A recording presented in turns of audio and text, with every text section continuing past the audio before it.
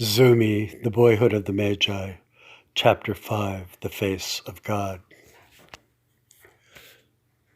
Zoomi was having adult thoughts. Safer here, in youth, in a village, in the centuries before history. No one would expect from a child the anticipatory thinking which would save all the world. No dark powers of the air would screech and fly in circles to espy rebellion. The black-winged tormentors could not see innocence. It was invisible to them.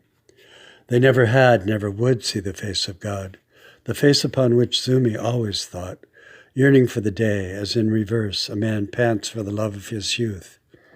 Somehow it is known, the trace of it. It was not the edifice of the world in jeopardy. Against the imagination of the world was the specific plan, ripe in youth and in some elders, myrrhs, stored up like precious cargo.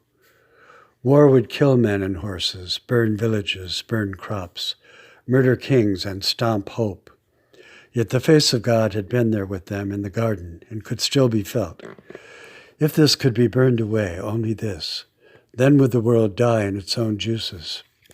There were symbolical calculations based on religious prophecies, and, so help us, the phases of the moon, and assorted philosophies based on men's reason and secret covets. These kept the lot of men aswarm with trivialities, easy to be swept away by the peering darkness. The hero of this would be the true believer, immune to money, greed, power, sex, lying.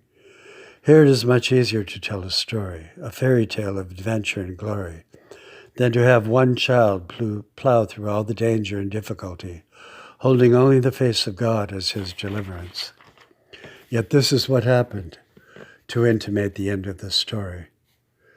The visible structures, the Tower of Babel and its cohort, had been built upon the foundation of ancient culture and its ideas, so that the attack would come against the visible structures of its success, and secretly against the cultural foundations.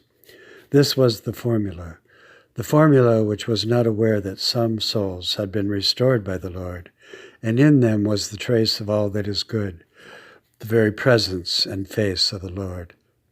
The Lord, who with one thought could destroy all the dark powers that be, but was using them to sanctify the world. This also by fiat could be done outside of time. We are not privy to the plan, only to its promise and fulfillment. All this was upon one side of the world. What of the other? No man yet trod there. The land and its creatures were yet cursed, but none had come to give to them an inkling of the glorious freedom of the children of God. Some day, perhaps, if all that occurred in Shalil could be the microcosm of rescue, then would all the world feel the blessed deliverance, the soft falling of the rain of grace. But in this time and in this place and all places, in the mind of each man, each quavering heart, things did not seem right. This alone would be proof of providential guidance, for if by design and work we could make the world as we would like, then we would seem to be in charge. And if some God responded to our whims, even some of them, then he was a controllable thing, not God.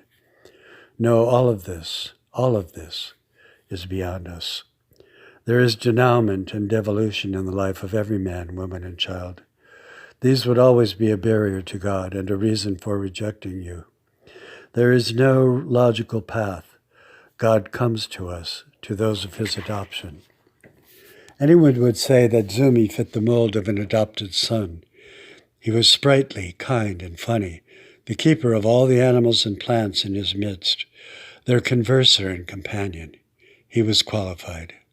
But there are no qualifiers, no qualifications.